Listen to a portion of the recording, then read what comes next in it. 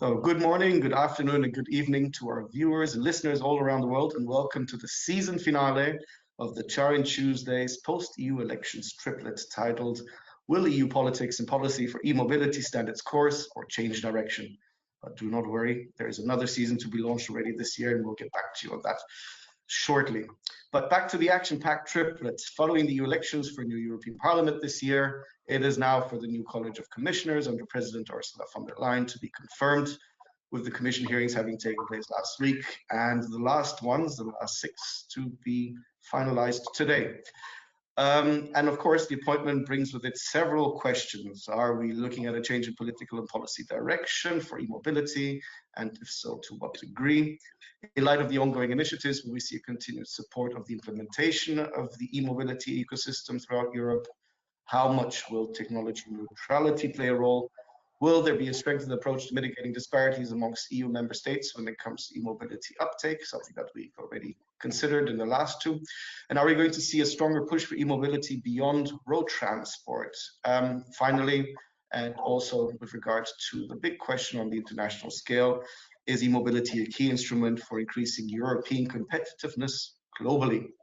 So to this end, the first two sessions with guest stars from industry and the European Commission focus on the, so to say, state of the union from a geographical and sectoral approach, with now the crowning third exploring what we can expect from the EU institutions and member states. So after looking at the four corners, or four of many corners of Europe, and then exploring sectors outside of road transport, including agriculture, maritime, and aviation, we are now putting it all together. Now we will look at the new European landscape and assess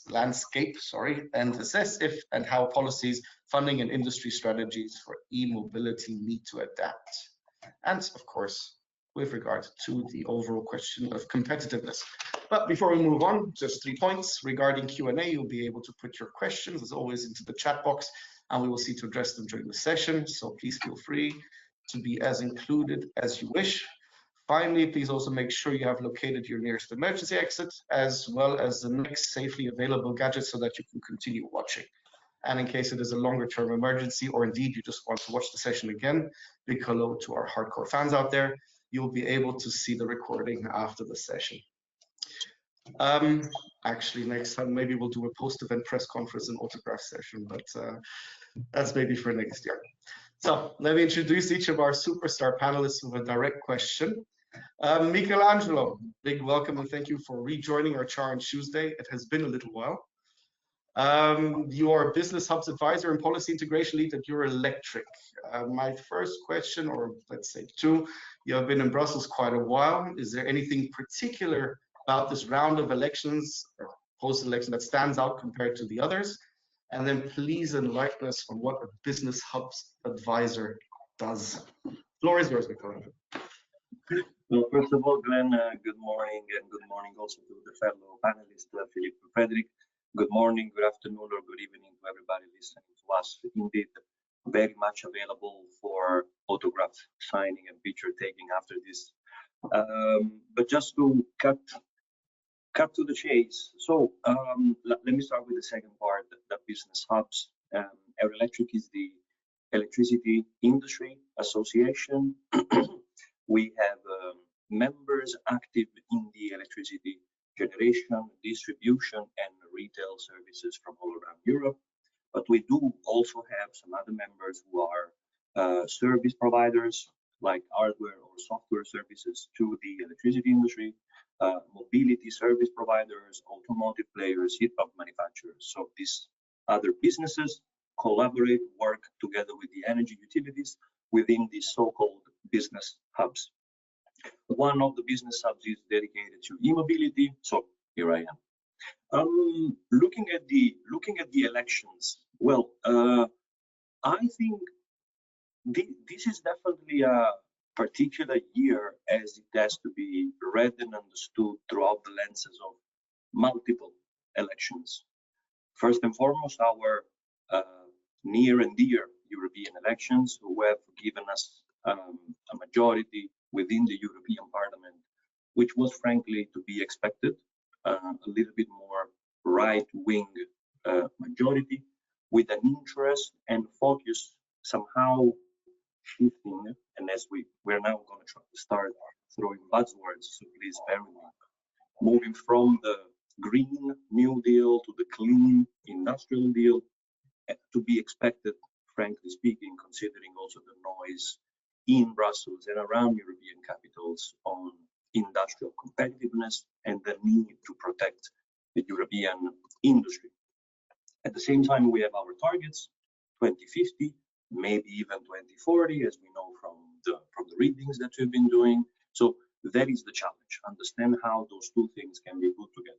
However, we cannot talk about political affairs and political developments without mentioning, of course, the American elections and the impact that they are already having, not only on European politics, but even more so on national politics.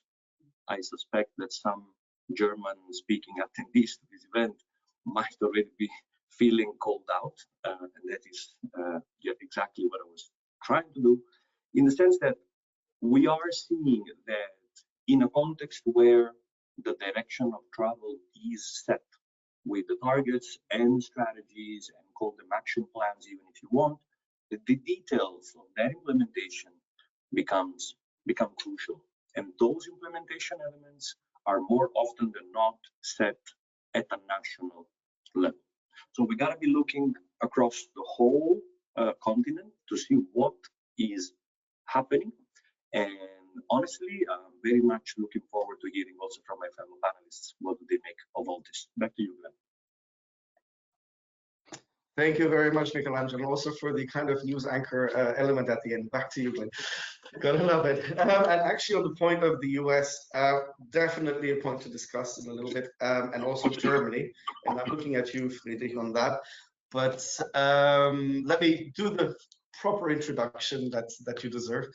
So, Friedrich, also not your first rodeo with us. You joined us in the first episode of the triplet, and you can obviously not stay away from us. So for those in the audience who don't know yet, you are Secretary General of AECDR, Alliance of European Car Dealers and Repairers, and also a Brussels veteran. How would you describe the streets of Brussels? Standard procedure? Is there something, and I'm really sorry for this pun, electrifying in the air? Well, I would rather not describe the streets of Brussels. That would make us all sad. But in general, I must say, well, in the end, Michelangelo really captured the feeling that is in the air very well. There's so many crises going on, so many uncertainties coming our way. I think for us, the main focus is at the moment, clearly, of course, what is happening in Europe.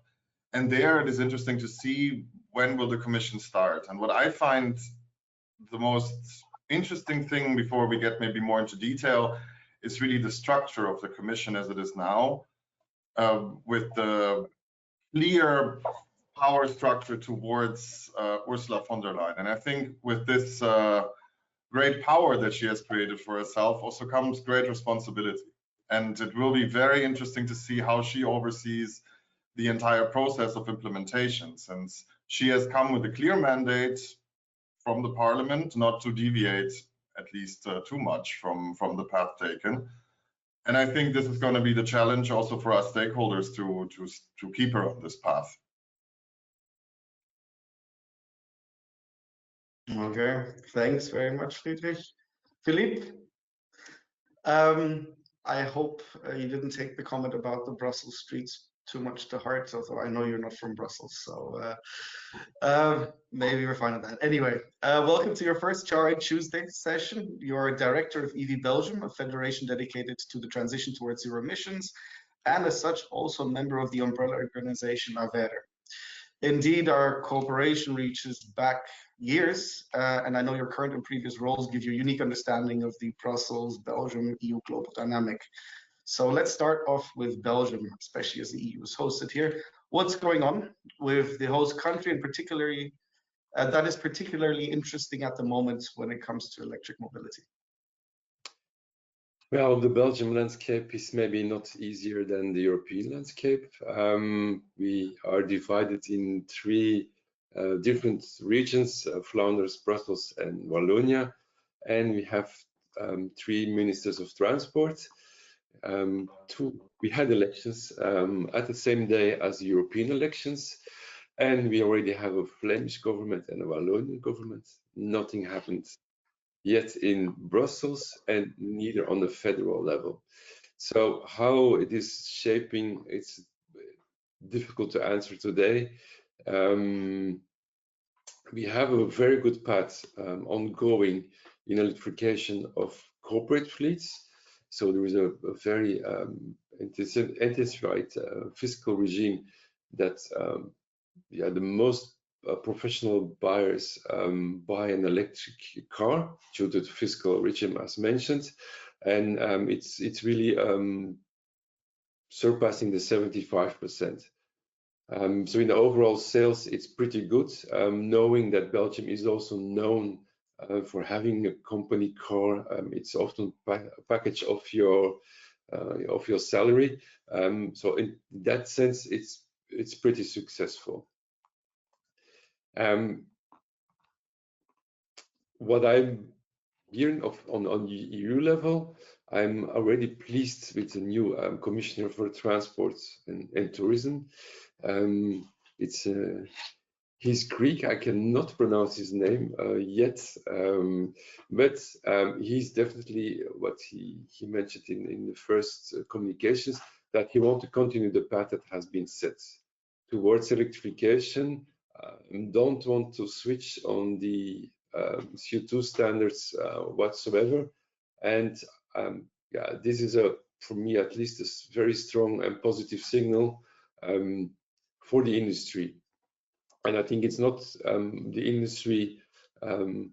We have, of course, the charging industry, but also the vehicle industry, that they can plan ahead and definitely make the right choices to reach also 2035. Okay, perfect. Thank you, Philippe. Maybe to move a bit, still to the contextual side. Michelangelo, you mentioned US elections.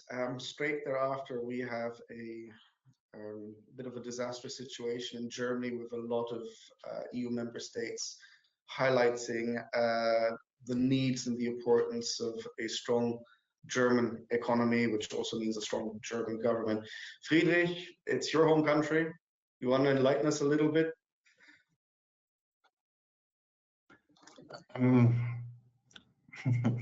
mean, I have to think about this old bit by Louis C.K., the comedian, who once said that in the end, sometimes people should not be sad about a divorce, but sometimes it's actually a happy occasion.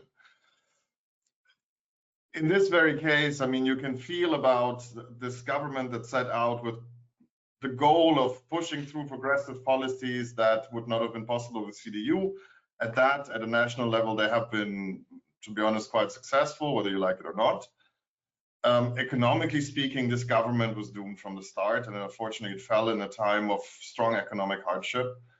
And I must say, whether we now have this government breaking down or whether they would have continued at this rate, specifically with their constant de facto veto in Brussels at council level, I think it would have not brought us any further. And my actual perspective is to have it now, to have the new elections earlier, to maybe that the government that will be more active at European level, more stable, then cooperates also with the Danish presidency, which also I presume for our purposes will be a bit more progressive than the presidencies we have at the moment. I think it's better this way than to have the Germans falling into exactly that phase. So earlier, the better that we have a new functioning German government, my perspective. Michelangelo, you're nodding. Yeah, I mean, it's not an agreement. Yeah. It's undeniable that to do anything in Europe, you need a strong and present German government, or at least a German buy-in from whatever sector. let's put it like, in the sense that if you can actually see, and perhaps this brings us closer to the e-mobility domain, but the start of the major pains that we are noticing at the moment, specifically in the automotive sector and the e-mobility sector, are originating from slower or weaker, if I may, German economy, that then comes as a consequence with slower or sluggish demand of personal mobility solutions, and e-mobility and electric vehicles are one of these solutions. So if you have a stronger German government, laser focused on a stronger German economy, then you might in turn re-establish also that pull factor that the German economy usually represents. Or what is it? The European locomotive. Now, there is a clear, let's say, lesson that we need to learn from all this, and we've seen it in many different member states, meaning that when national incentives are not present, the European e-mobility suffers a bit, or at least goes through phases of incubation, phases in which maybe some actors might aim at consolidation, maybe some other players might get into that sort of like wait and see mentality on what are the right strategies going forward. But it's clear that we need strong involvement from national constituencies. So again, very looking forward to understanding what is going to happen in Germany. I come from a country who has been going through, Italy, who has been going through quite some changes, politically speaking, in the last couple of years, if I may. So I don't know if we have lessons to share with our German friends, but I simply hope we can aim at a more stable European policy. Yeah, for sure. I just want to quickly echo that because it's really, really important. And also not to forget that Germany, apart from being an economic powerhouse, is also the largest member state.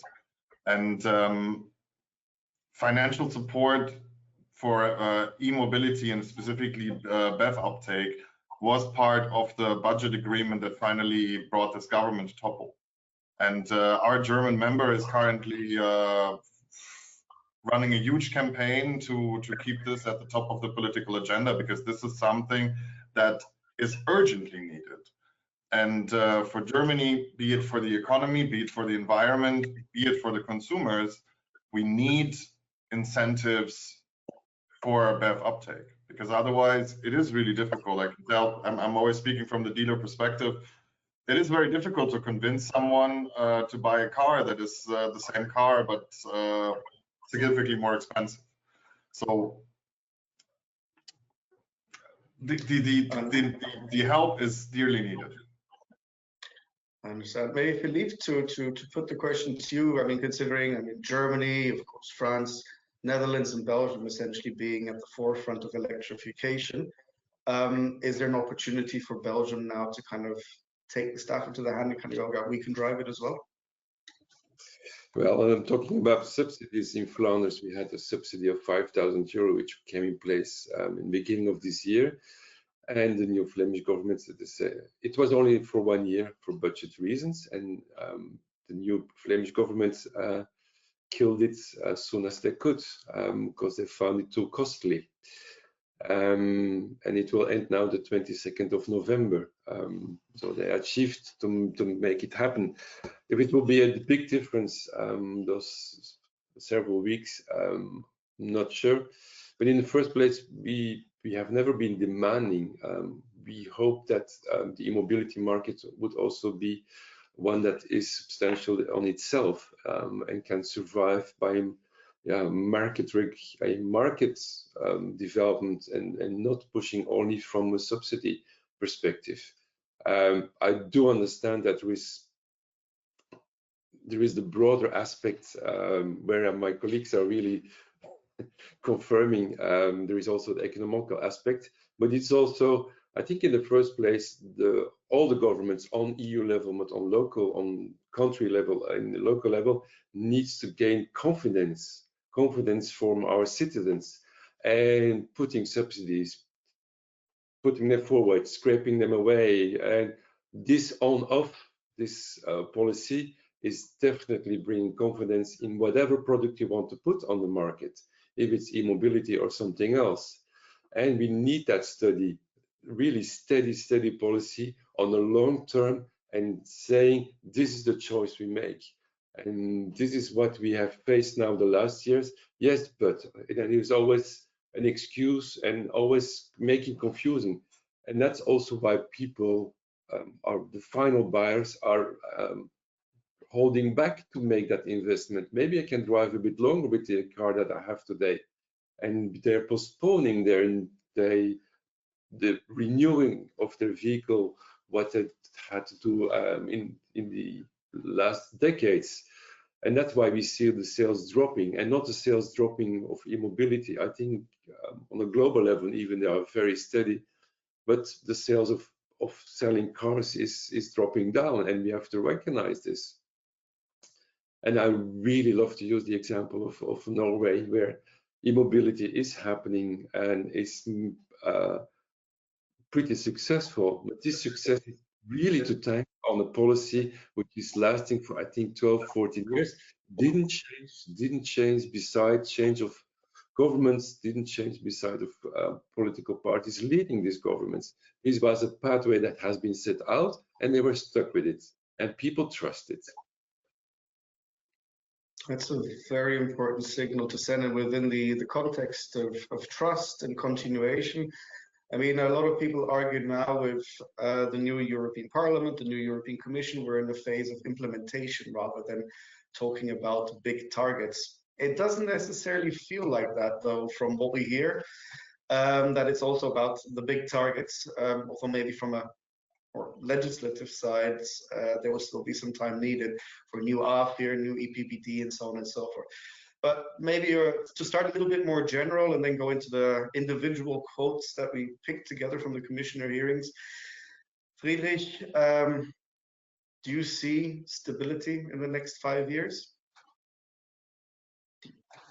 Well, you know how I just said that we should have earlier German elections?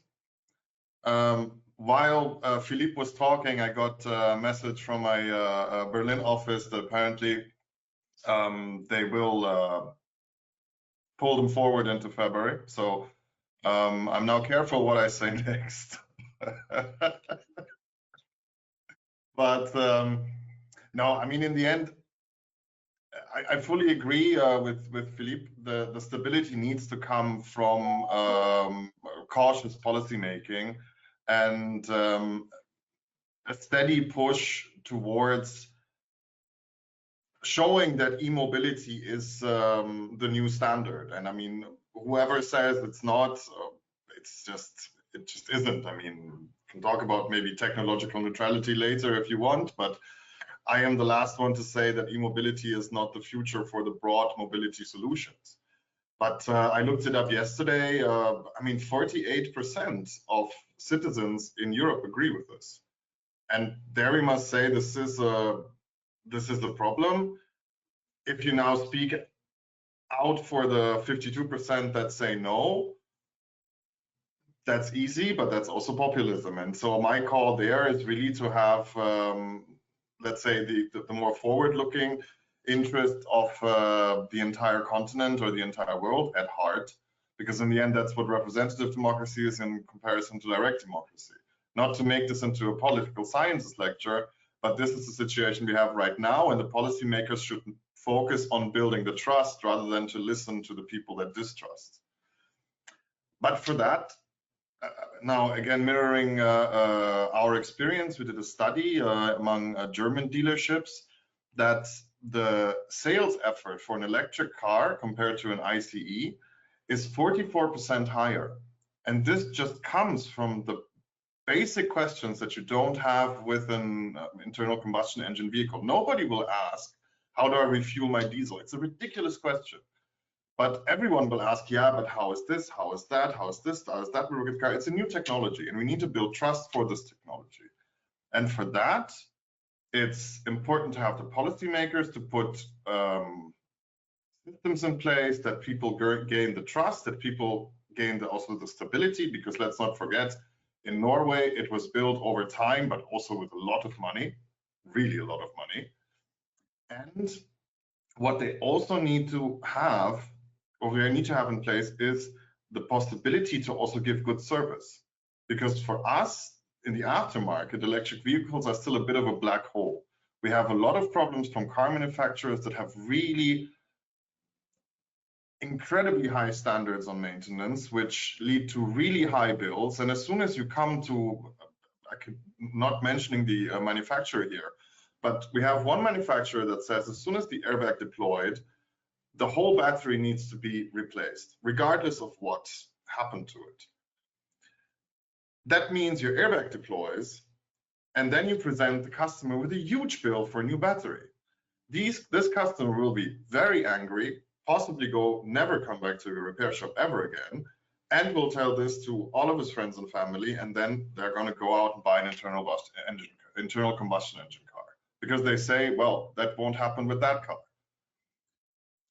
This is something that needs to be addressed. And we need to have also further service. I'm now talking about, for example, access to in-vehicle data, functions, resources. I'm not saying I don't want to talk about infotainment or anything, but my car dealers, they don't even get proper information about battery state of health. We've now made a rollout to have better battery testers that we can deploy in all our workshops, but from the manufacturer side, complete block.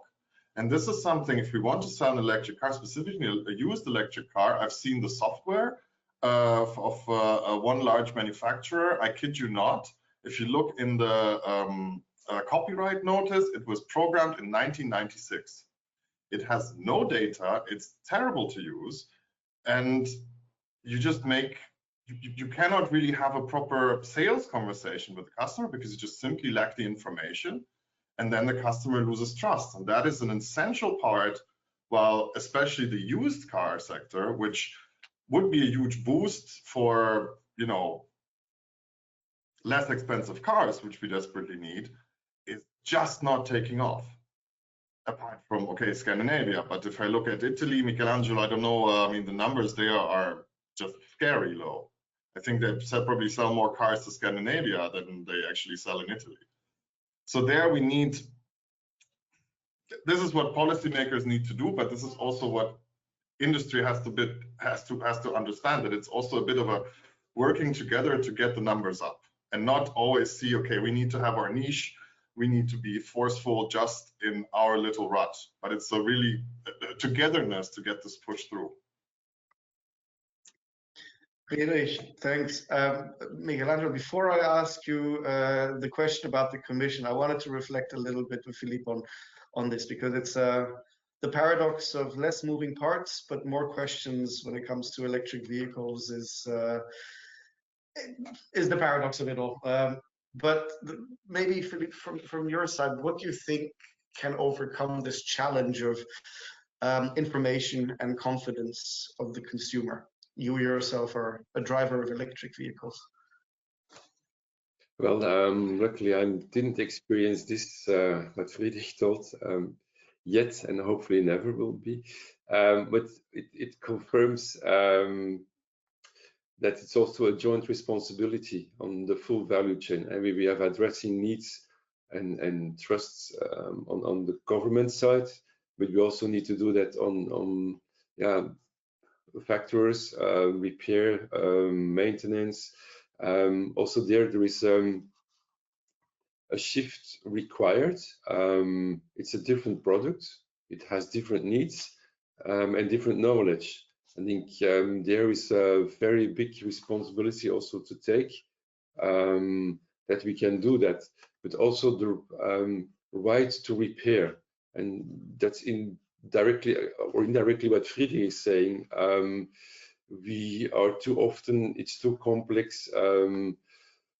Let's just replace the whole thing, but that this just comes with an extensive repair price. it's not only counting for vehicles. This is a tendency that is going in electronics in general. But if the price tag becomes too big, the acceptable question becomes more urgent here. So I really want to reach out also to the industries to shift in education, which is still needed as well. I think even on school level, did we already make the full shift? Do we already have an education that I say I will become an engineer in electric vehicles? Not existing yet, and I think the urgency is very high, and also there we maybe need to make the necessary investments. Understood. I'd like to come back to that in a little bit, but as promised to Michelangelo, I wanted to ask him, is he froze? He has. Yeah, unfortunately, yes. Yeah, okay. May I We'll get back to him in a second. He's back. All right, okay. So Michelangelo.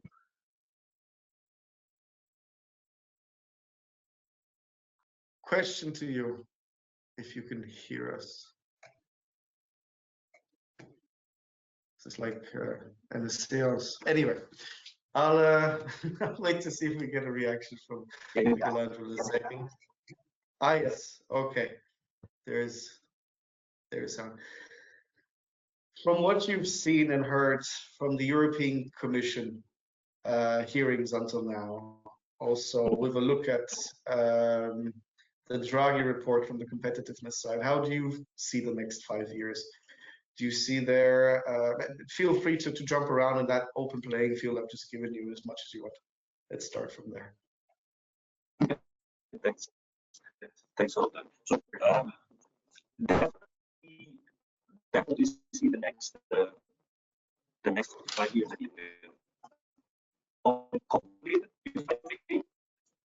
Sorry, Michelangelo, the sound is really, really bad. Okay.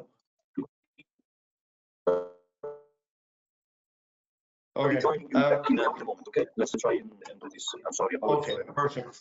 No worries. No, see you in a sec. Okay, actually, you know what? I don't know what Michelangelo mentioned before. Maybe I'll pick your brain on this one, Friedrich. He discussed from going to a green action plan to an industrial action plan for the automotive sector, and actually Apostolos Tzitzikostas, the commissioner designate for sustainable transport and tourism, highlighted that in the EU Industrial Action Plan, and I'm reading out from the notes, for the automotive sector will address the entire value chain, from securing critical supply chains to ensuring affordability, and from infrastructure for refueling and recharging to fully exploiting automation and data. So is it that old chestnut, or is there something new behind that? Is it what? Sorry. Is it that old chestnut, as the Brits say, or is there something refreshing and new behind it? I mean, I'm choosing my words carefully here, but this is a commission hearing and people are saying many things. I don't know. I read today as the first press answers to these commission hearings were very negative, and I must say that I can echo that. Specifically, I mean, Mr. Tzitzikostas certainly took a lot of concerns off my mind, that he stands firmly in the path. Same goes for Mr. Hoekstra, is of course very good. As I mentioned before, we need continuation. What all of this means, in my opinion, is still up for debate, because also the parliament, in my opinion, was not very strong at getting strong answers out of the commissioners designate, with very few exceptions. Posed a lot of questions that the commissioners could nitpick, and to be honest, even Mr. Tzitzikostas, he's clearly a professional politician. If he didn't like the question, he just ran out the clock. So for me, I hope that this will all keep going further, but I think we have to play it by the ear and see what happens after the commission is confirmed and what will then be proposed. Generally, I must say I'm a big fan of deleting the word green. Simply put, nothing against the green, but as soon as you call anything green or environmental or something, everyone will run rampant against it, and the right-wingers will eat it up. So to call it a clean industrial deal is definitely a good idea. And well, as I said before, we need to have an approach that includes all industry and not just car makers and their employment numbers, but really the entire value chain and all the players from sourcing raw materials up to aftermarket and end-of-life vehicles. So maybe to go to you, Michelangelo, on this point, and especially a little bit of a paradox maybe within the question of saying when Maros Šefčovič said that he emphasized that import on Chinese EVs was needed, but there are ongoing discussions. Of course, first of all, what does that really mean? But second of all, are we now looking at an industrial policy, well, self-sustainment, but a securing of supply chains actually means opening up doors further, or does it mean closing doors? Yeah, frankly speaking, again, as you can imagine, we are the electricity industry, so our knowledge and stay in trade agreements on cars, of course, it's rather limited. So it's not up to me to tell policymakers how to drive. However, there is a clear element, which is the one that you have mentioned, namely industrial policies and how member states and the European Union feel like investment and competitiveness need to be strengthened.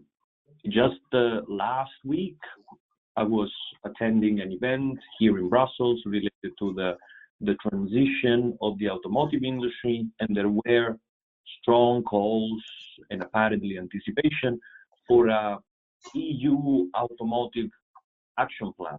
Now, I don't feel like we should have an action plan for each and every sector of the economy.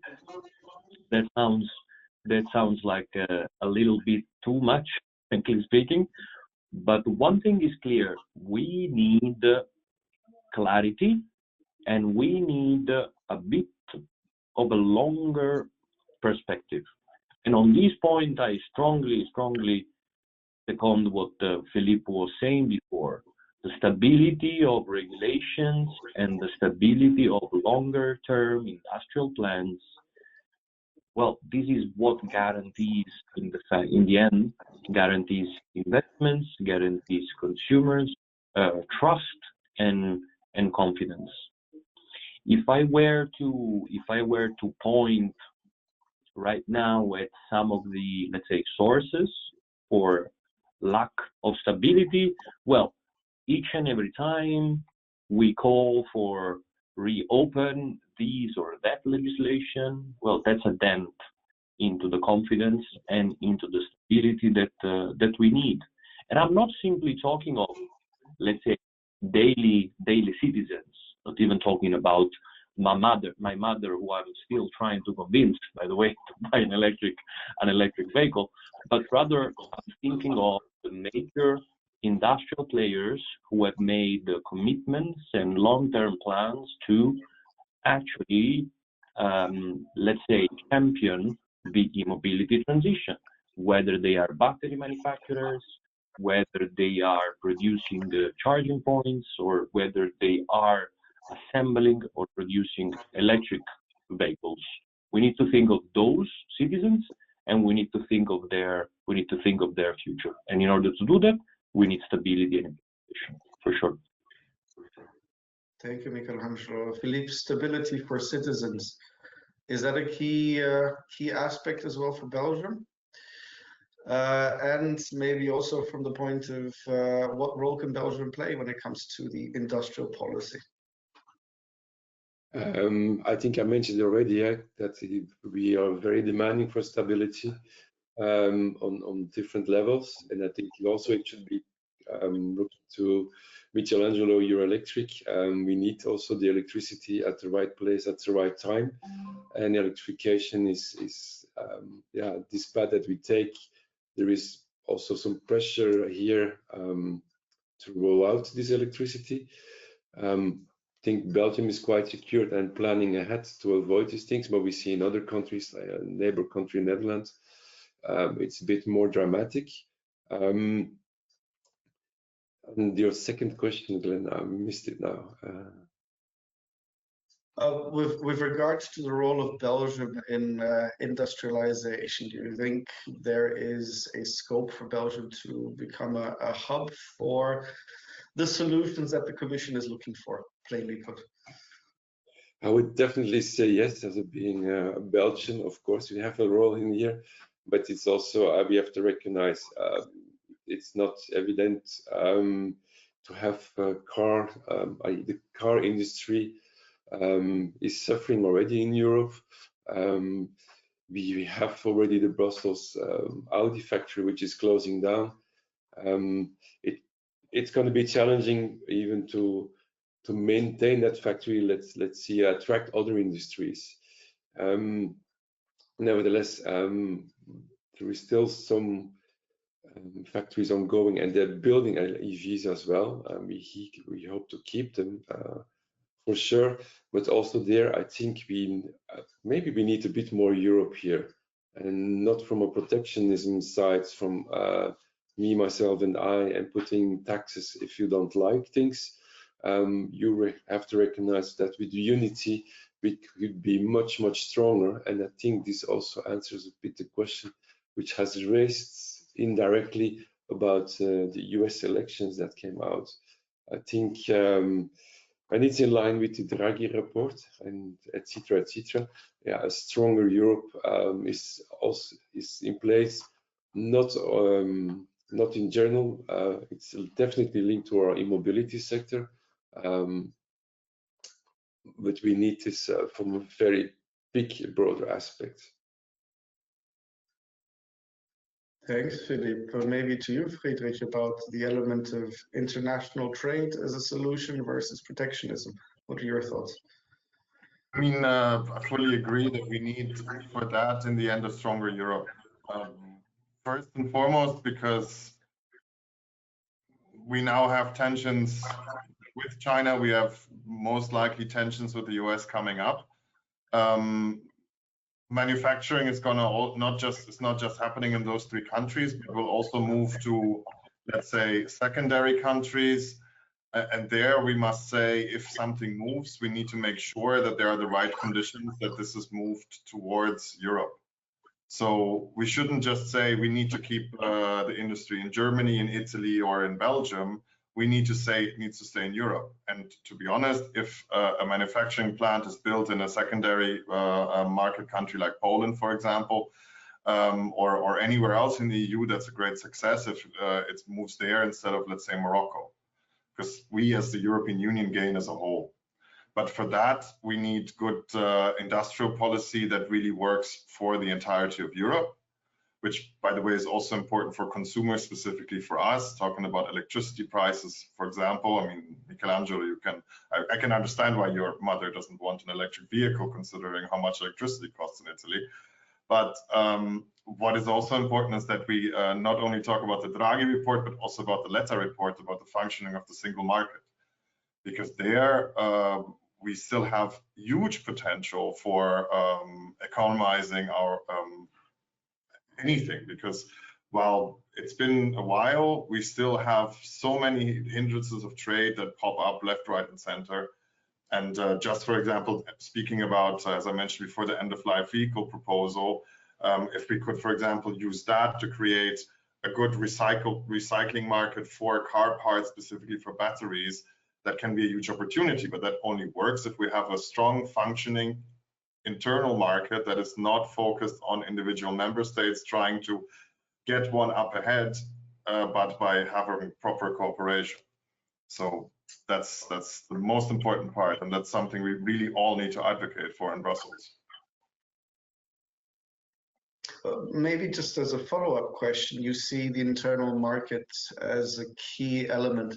Does that exclude seeing funding and financing from the EU and national and regional authorities as a weaker authority, so to say, within the development of an internal market or a successful rollout, so to say? No, I mean, financing, I would say, is part of the internal market that is also has to be clear and has to be fair and distributed. But we need to get away from the idea that a country or a region is there to win or lose. This is a Trumpist way of looking at economy, but we have to see the internal market as a whole and to get away from the idea that the German economy must be strong or the Italian economy must be strong, but the European economy must be strong. And we must use financing tools, whether it be it regional funds being involved by the EIB, everything we have at our disposal to foster the economy.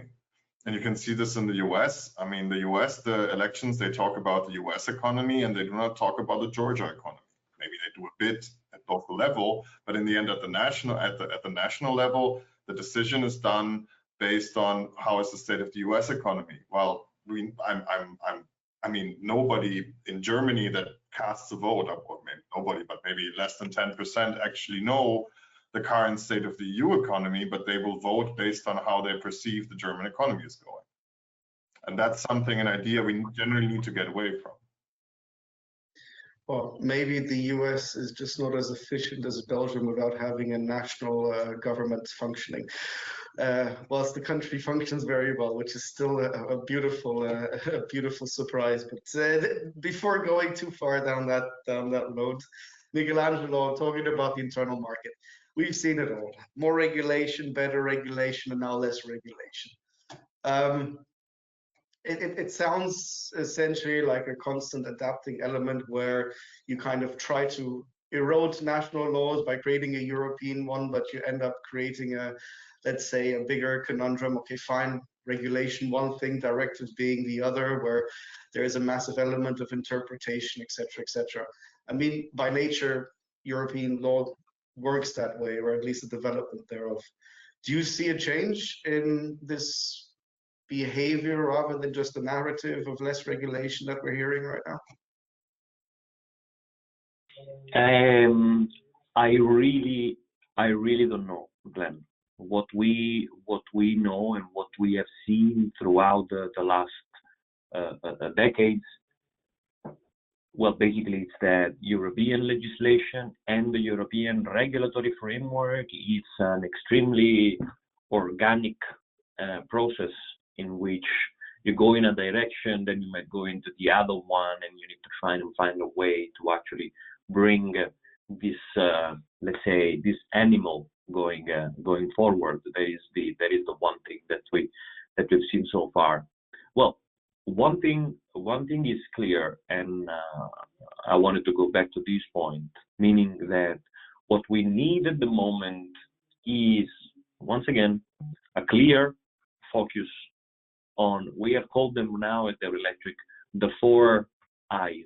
Okay, so implementation, infrastructure, investment, and industrial competitiveness.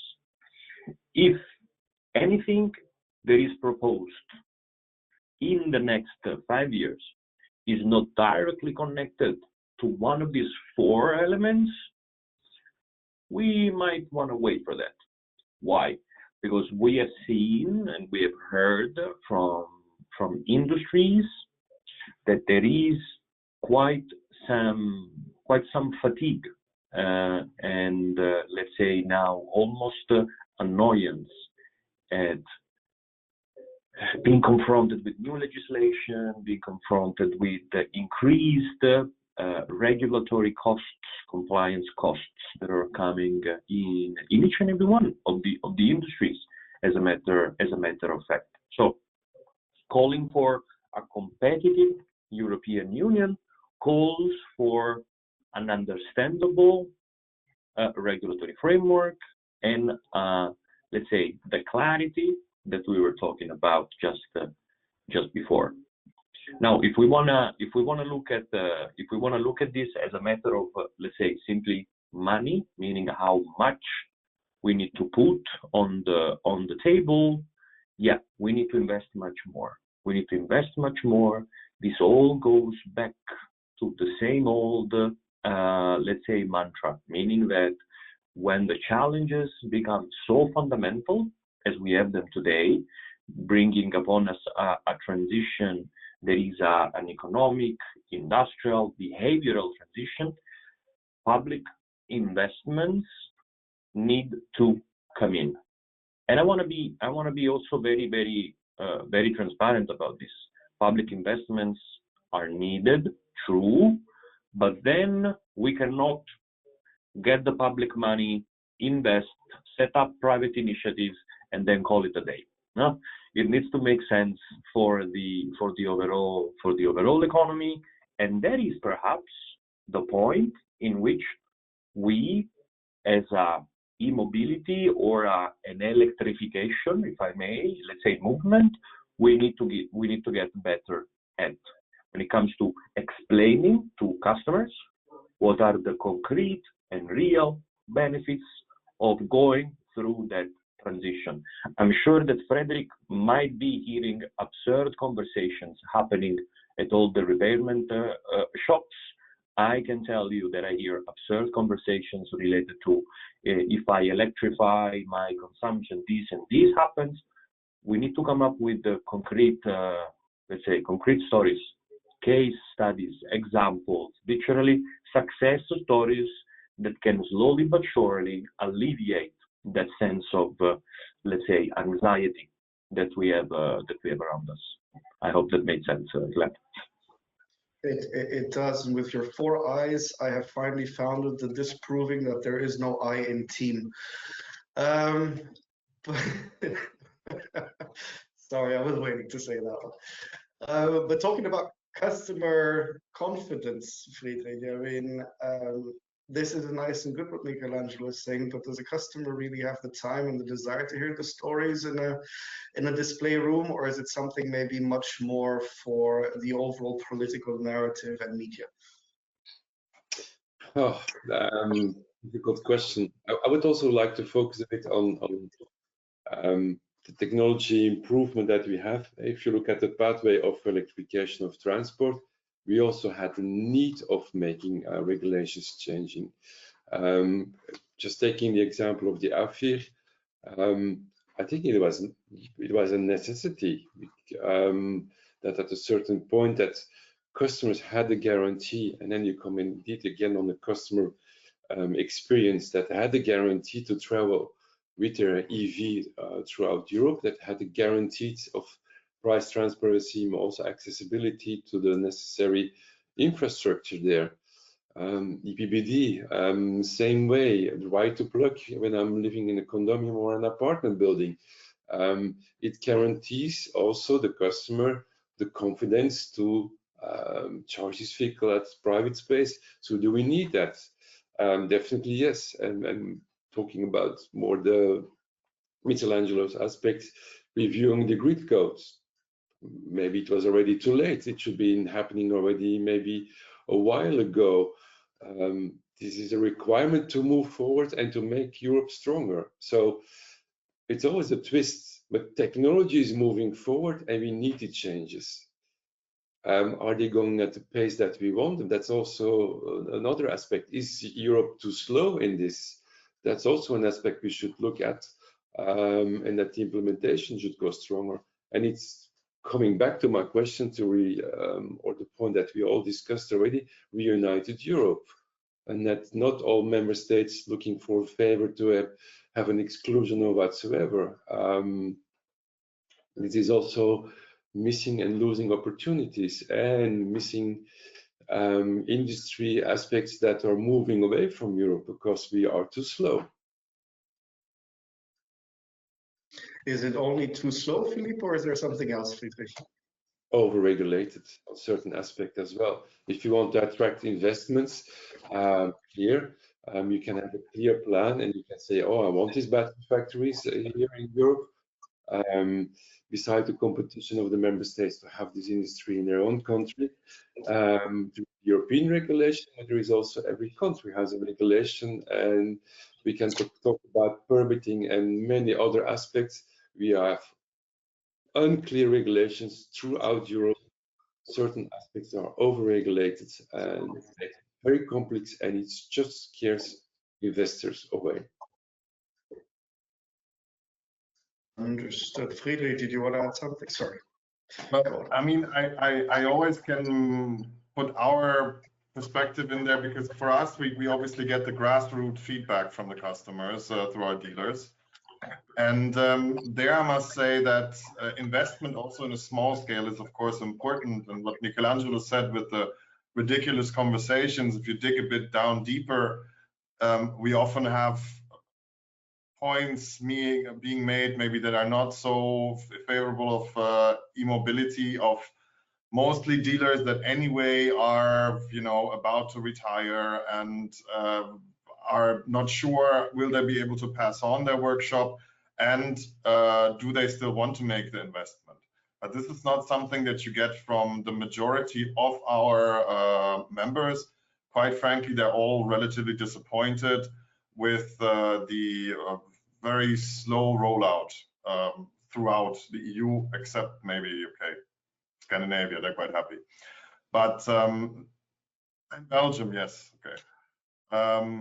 But in general, I think that is the problem. And I think if the problem is simply they want to sell the cars and they do not feel like the consumer wants them. And I think this is, as I mentioned also in our first part of the triplet, we need to make sure, and this is why I personally advocate to open up here again, to make it more competitive, to make sure that we have more possibilities and an easier rollout. So what we, for example, argue for is lamppost charging, which I am fully aware, you all know, is absolutely impossible technologically under the current given situation.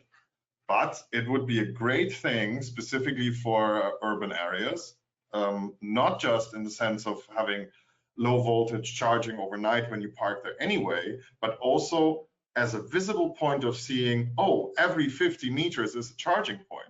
Doesn't have to be everywhere, but if you have that in urban centers, people see this, people see, oh, there's a charging point everywhere. Because with the focus on the tenant network, if you have somebody that actually just drives on holidays once a year, but mostly uses the car to go to work, and specifically thinking of my father, he drives to work, well, he used to drive to work each day, 20 kilometers back and forth, perfect customer for an electric vehicle, but he then didn't see a charging point in his street on the way, didn't have one in his company to my knowledge. And then he thinks, oh, and then I need to install something in the photovoltaics, and then I need to call and arrange, and I don't want this. And this is something, the low-hanging fruit we need to get the people to realize that this charging needs, they can be met. And I'm the first one to admit that with at least Northwestern Europe, I would say that there is no real problem that you cannot travel with your electric vehicle from Berlin to Bordeaux. Absolutely not. But this cannot be said throughout all of Europe, and the people need to be aware that this is the case. And while we know that this is not true, the perception is still there, and for that we need to invest more. Plus, we need more charging points anyway if we want more electric vehicles. I mean, that's also clear. Ah, the famous chicken and the exit. Philippe, floor is yours. What we maybe miss is that the charging points are not always that visible. They are very discreet and not always that tall and big as we want to have. I think a specific CPO has made a benchmark of that being very visible. Maybe we should oblige them to be very visible. But I know some cities or regions that even forbid to put the public charging points too visible, because then we attract against more mobility, and they won't actually get also may not forget that some cities want to get rid of more vehicles in their city. So it's always also there an endless discussion on this topic. But Yeah, charging points are growing, and they're growing tremendously. Yeah, if you look at numbers in Europe, they're jumping at the public charging points, and let's focus on these ones at this discussion. These numbers are significantly growing, also with the knowledge that you don't put them out tomorrow. You need grid connectivity, probably also some permitting demands. Often there is a pathway that takes time. The countries from 6 and we hear even 2 years and more. As we saw in Belgium, we have doubled the charging points in less than 1 year. Would not see the job load that has been done to make it happening, and that is counting for all over Europe. I'm quite confident on that. Yes, but Belgium might be a good example. But sorry, Michelangelo, maybe you also know, but how is the development in Italy? I mean, if I haven't checked the numbers in a while, but when I checked them, I think last month, the growth between 2019 and 2024 was almost negligible. Now, the one thing that I can say to introduce this component is always related to, let's say, let's get the stats right.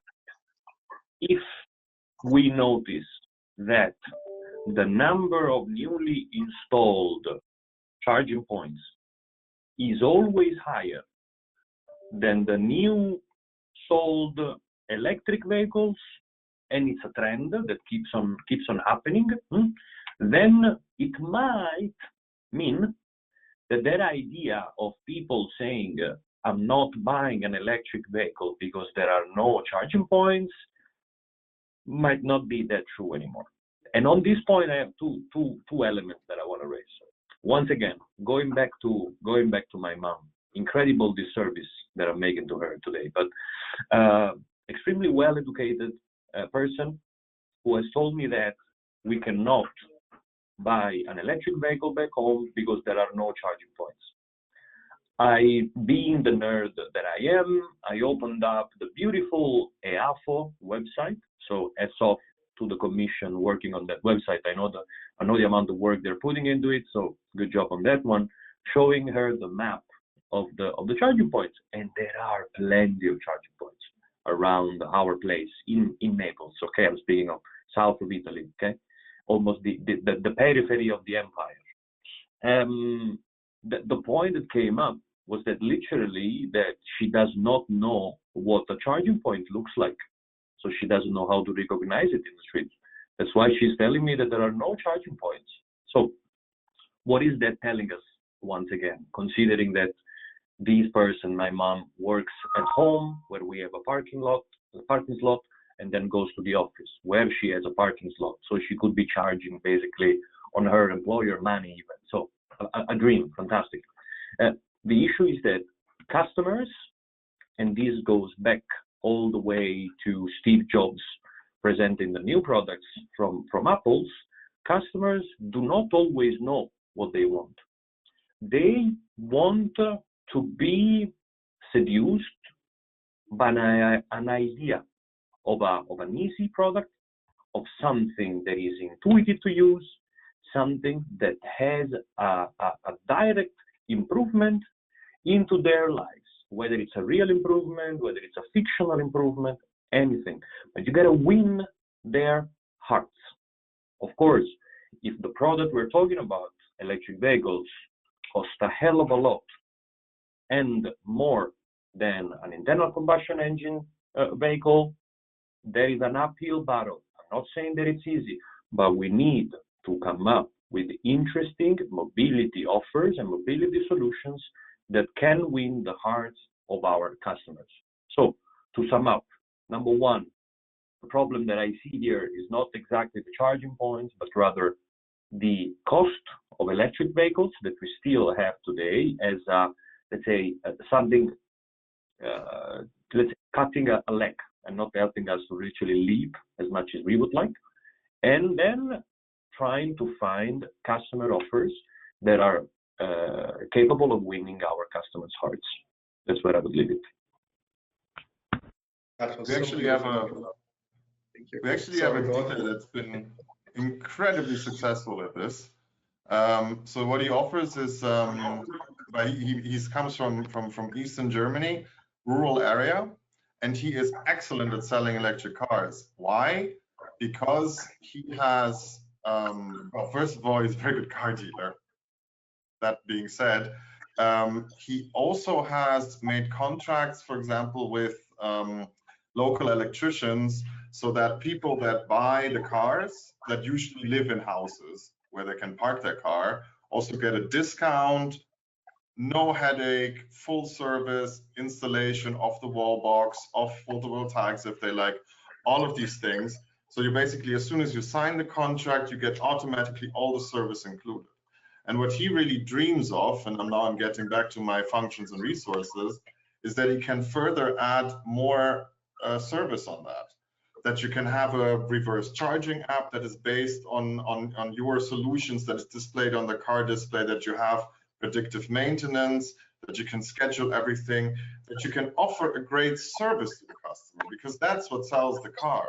And if you say, hey, listen, you have all these concerns, but don't worry about it. You just have an app on your display, you know, you just press one button, and whether it's the reverse charging, or you want to know where the next charging point is, or whether, I don't know, your steering aid system doesn't work really well, click on it. We'll have somebody from service over the air with you within 5 minutes. You can just park your car really quickly. And this is all possible specifically because electric vehicles are such,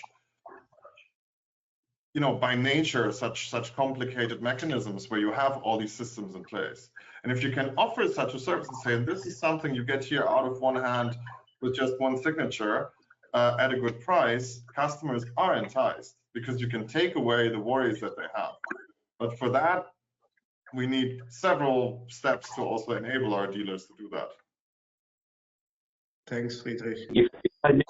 If I may, Glenn, I just wanted to mention one element, because I think we are going around and around the issue of making sure that customers are aware of products and whatnot. So just to give you an idea, the majority of the things that I know about how a vehicle operates and what a vehicle needs goes back to the period when I was doing driving lessons to get my driving license. I haven't had a lot of let's say experience since then, because I have a bike.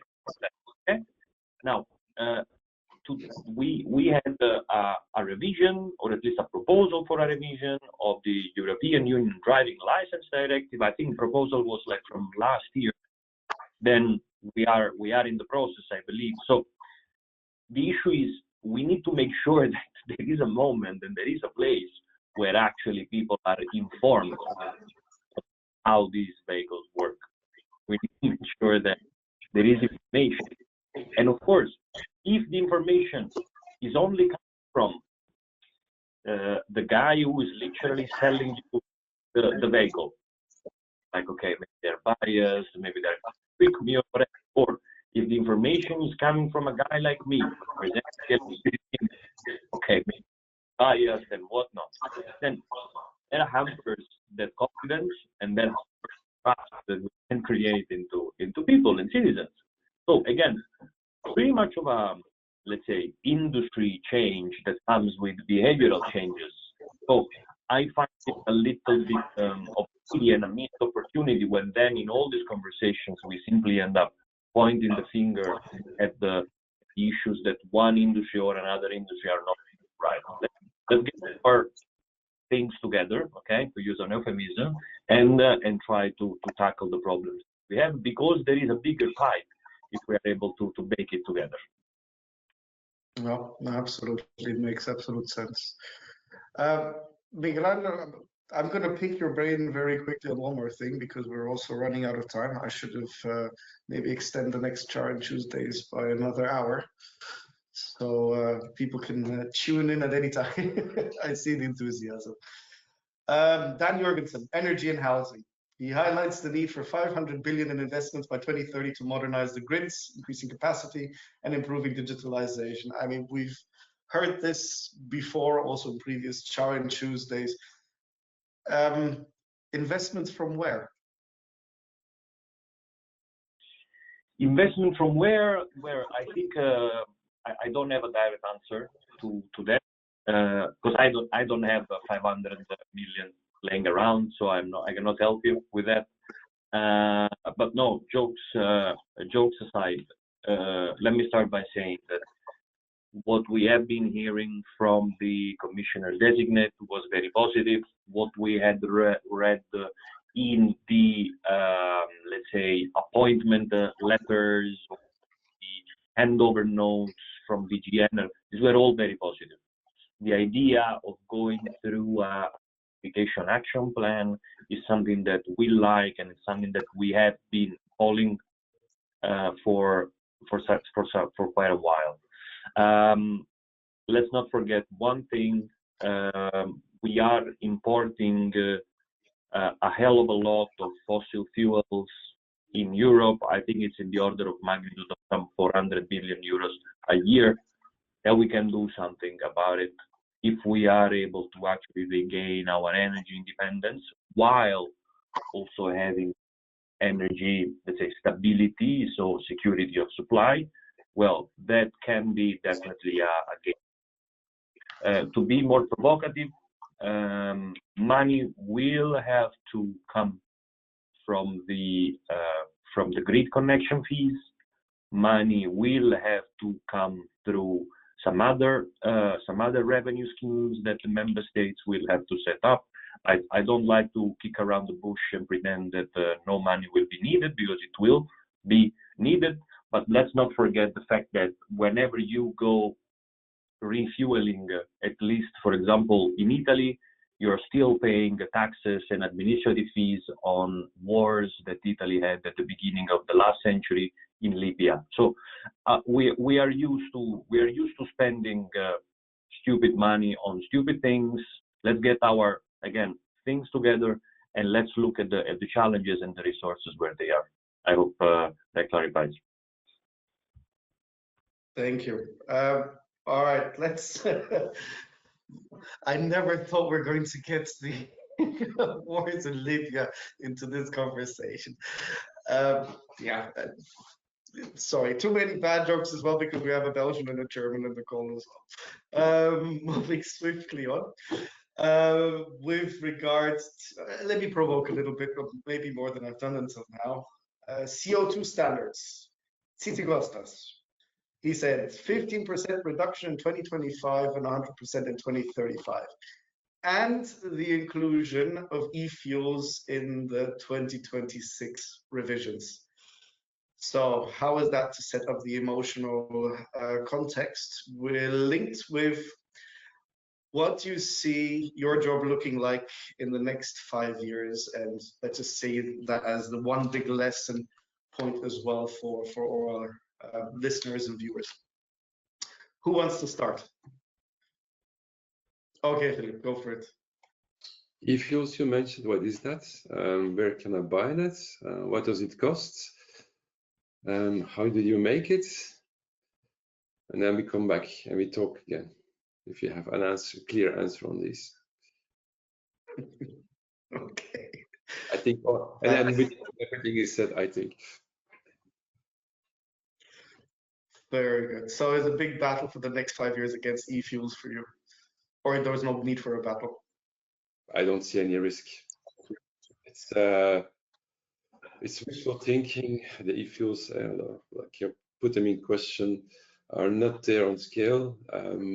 Projections are that they're very expensive, not guaranteed how they can make, depending the energy source. It was a push from a small German party to have them included. Is the industry asking for this? Not really. So a lot of effort for not so much effect.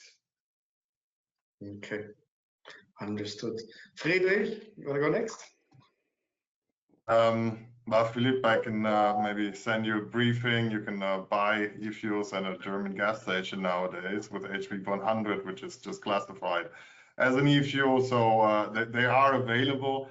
As I mentioned before, I will not say that e-fuels are the future. That's a pipe dream. Give you that. Mobility will be mostly electric in the future. No argument there.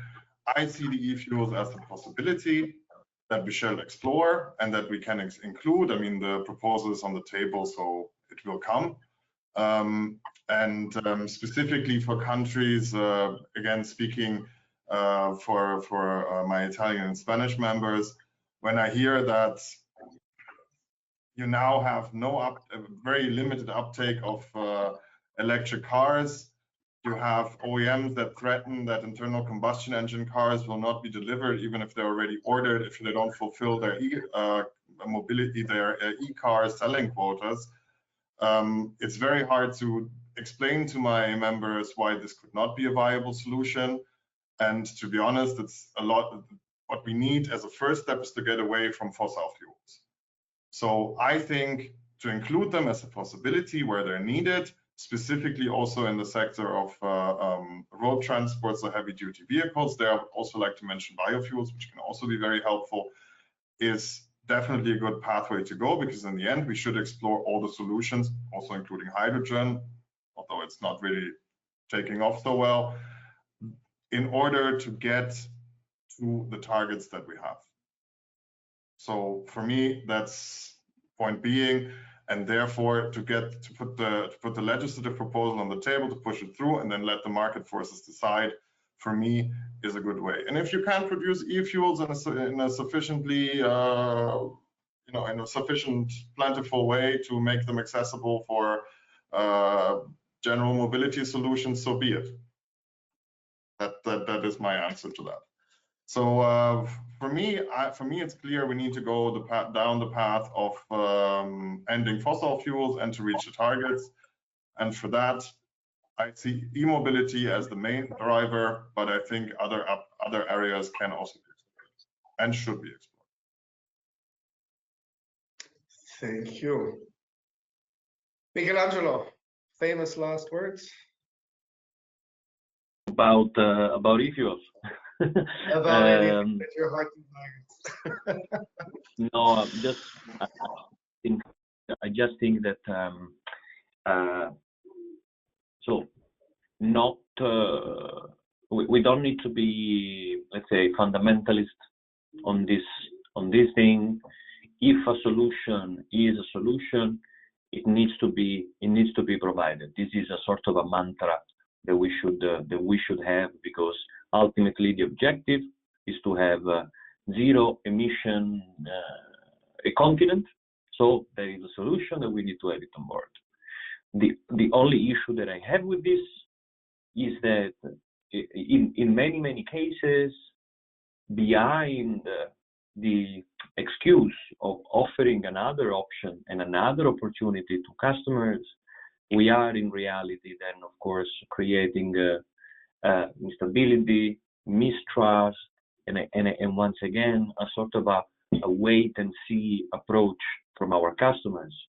Because of course now, 2026, they include the fuels, but why don't I wait until 2028 when they will add also the biofuels?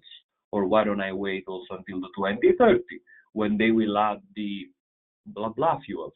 So the level of technological possibilities we have, it's amazing. Let's be completely honest about that. However, if we want to go to the, let's say, to the nitty-gritty and to the practical elements, the question should be: is your vehicle emitting CO2 or emitting some other forms of particles? Yes or no, irrespective of where that fuel comes from. On top of that, and this is literally the last thing I'm going to say, I promise, let's not underestimate the incredible complexities that would come up with a revision of a legislation, adding fuel elements so fuel policy, into something else which is instead related to tailpipe emissions and instead related to the way in which vehicles are done. In a nutshell, we would be asking type approval authorities that we know have been faulty in the past, we now have improved them and reformed them, to prove that certain vehicles emit an X amount of emissions if and only if they run on a specific fuel, bearing the proof, the burden of proof of what the everyday use of that vehicle will look like into the type approval room. Well, there is a level of control that I don't think we can have and that we can even dream of. So once again, let's make it easy for everybody. Let's prove the benefits of the solutions that we have to sell, and let's make a smart use of our resources. And the customers will thank the industry for that, and the policymakers, of course. Good, so thank you so much. We're a little bit over time, so much appreciated to you, dear speakers, panelists, and also those who have attended. As mentioned, there will be a recording available to see our superstars again in action, but I'm sure there'll be further CharIN Tuesdays because we've just scratched the surface of the first year of the next 5 years, so to say. So very much looking forward to inviting you all again. And on that note, thanks again, and see you running around Brussels. Thank you. Thank you. Bye, everybody. See you. Bye.